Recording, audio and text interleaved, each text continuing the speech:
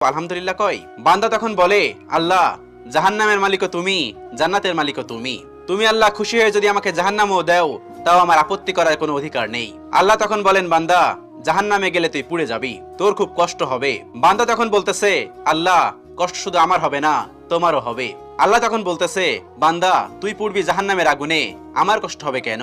বান্দা তখন বলে, আল্লাহ, কোনো মায়ের কোল থেকে যদি কোনো বাচ্চা পানিতে পড়ে যায়, তাহলে কোনো মাই দূরে দাঁড়িয়ে থাকতে পারে না, দৌড়ে গিয়ে বাচ্চাকে কোলে নেয়।